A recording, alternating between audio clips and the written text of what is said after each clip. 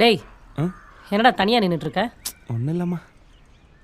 அம்மா ஏம்மா அந்த பொண்ணுங்களை மட்டும் புரிஞ்சிக்கவே முடியல? காலங்காலமாக இதே டைலக்கை எத்தனை வாட்டிடா சொல்வீங்க? பொண்ணுங்களெல்லாம் புரிஞ்சிக்க வேண்டாம், புரிஞ்சிக்க ட்ரை பண்ணாலே போதும். ட்ரை பண்ணணுமா? சத்தியமாக புரியலம்மா. இங்கே பார், நானும் உங்கள் அப்பாவும் எத்தனை தடவை சண்டை போட்டிருக்கோம். என்னைக்காவது ஒரு நாள் தனியாக உங்களை விட்டுட்டு போயிருக்கேனா? இல்லை.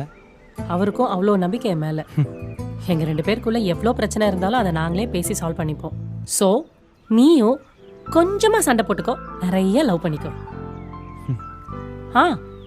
அப்புறம் அவ ஏதாவது ரொம்ப ஓவரா பேசினா வச்சுக்கோ, எதை பத்தி கவலைப்படாத, டமால்னு அவ காலில் விழுந்துரு. டேய் நித்யா ரொம்ப நல்ல பொண்ணுடா, அவளுக்காக காலில் விழலாம், தப்பில்ல.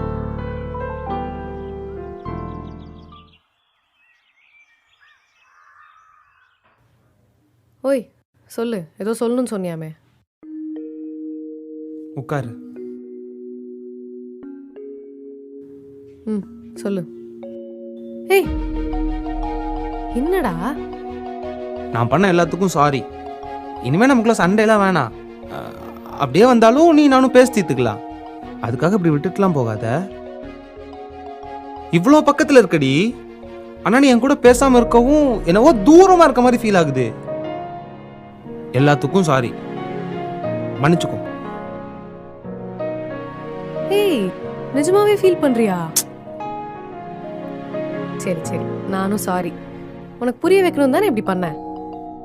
ஒன்று தெரிஞ்சுக்கோ, எல்லா வைஃப்க்கும் ஹஸ்பண்ட் மேல கொஞ்சோண்டு பொசசிவ்னஸ் இருக்கதான் செய்யும். எனக்கு கொஞ்சம் ஜாஸ்தியா இருக்கு, அவ்வளவுதானே. புரிஞ்சுக்கோ. சரிங்க பொண்டாட்டி.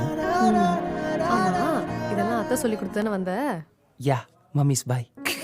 நித்யா வரேத்த, இரு போயிட்டு வரேன். ஐயோ ஜாலி. ஐயோ ஹலோ மச்சான், எல்லா பிரச்சனையும் சால்வ் பண்ணிட்டேன். நித்யா எழுந்துருமா.